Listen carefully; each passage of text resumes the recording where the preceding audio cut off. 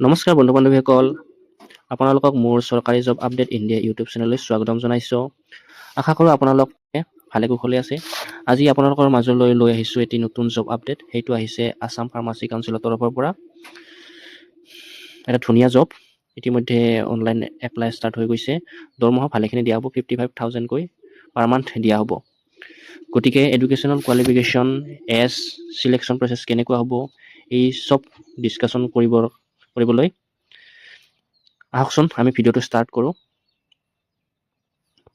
আপোনালোকক ইতিমধ্যে গমেই পায় যে এই নটিফিকেশ্যনটো 10 ফেব্ৰুৱাৰীত ওলাইছে, আহিছে আছাম ফাৰ্মাচী কাউন্সিলৰ তৰফৰ পৰা, হেঙেৰাবাৰীত স্থিত। আৰু পষ্টটো হৈছে আছাম ফাৰ্মাচী কাউন্সিলৰ ৰেজিষ্টাৰ পষ্টৰ কাৰণে এইটো এডভাৰটাইজমেণ্ট মুকলি হৈছে। আৰু এই এডভাৰটাইজমেণ্টৰ কাৰণে কোৱালিফিকেশ্যন বিচৰা হৈছে ৰেজিষ্টাৰ্ড ফাৰ্মাচিষ্ট হ'ব লাগিব, ডি ফাৰ্ম নহ'লে বি ফাৰ্ম কৰা হ'ব লাগিব। আৰু ৱৰ্ক এক্সপিৰিয়েঞ্চটো ফালৰ পৰা যদি চাব যাওঁ, কম্পিউটাৰৰ ওপৰত এক্সপিৰিয়েঞ্চ থাকিব লাগিব, নলেজ থাকিব লাগিব। আৰু যিহেতু ৰেজিষ্টাৰ ৰিলেটেড যিখিনি কাম থাকে সেইখিনি নলেজ থকাটো ভাল। আৰু preference will be given to the candidate having at least 15 years of experience in the relevant field. প্ৰিফাৰেঞ্চটো যিসকলৰ এক্সপিৰিয়েঞ্চ আছে সেইসকলক দিয়া হ'ব। আৰু আপোনালোকে এই পষ্টটোৰ কাৰণে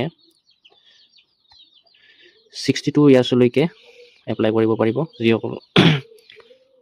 আৰু এই মান্থলি 55,000কৈ দিয়া হ'ব। ডিউটি টাইম হৈছে full time. The term of service of register will be contractual basis. এই পষ্টটো কণ্ট্ৰাকচুৱেল বেচিছটোত হ'ব। আৰু এই পষ্টটোত এপ্লাই কৰিবৰ কাৰণে আপোনালোকক লাগিব এখন standard form, self attested along all the document লাগিব। কি কয়, HSLC, হাই ছেকেণ্ডাৰী, ডি ফাৰ্ম নহ'লে বি ফাৰ্ম কৰা। আৰু যিহেতু ফাৰ্মাচিষ্ট হ'ব লাগিব, তাৰ কাৰণে লাইচেঞ্চখন লাগিব। এই সকলোবোৰ ডকুমেণ্ট একেলগ কৰি PDF আকাৰে একেলগ কৰি আপুনি মেইল কৰিব assampharmacycouncil@gmail.com।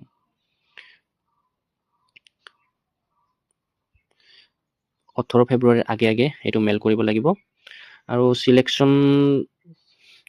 চিলেকশ্যনটো ইণ্টাৰভিউ নহ'লে এক্সাম পাতিব। আৰু তাৰ কাৰণে ৰেগুলাৰলি আছাম ফাৰ্মাচী কাউন্সিল ৱেবছাইটটো ৰেগুলাৰলি ভিজিট কৰি থাকিব। ঠিক আছে, আজিলৈ ইমানেই। ভিডিঅ'টো শেষলৈ চোৱাৰ কাৰণে ধন্যবাদ। এনেকুৱা ধৰণৰ জব আপডেট সদায় পাই থাকিবলৈ চেনেলটো ছাবস্ক্ৰাইব কৰক। আন এটি ভিডিঅ'লৈ লগ পোৱাৰ আশাৰে আজিলৈ ইমানেই। ধন্যবাদ।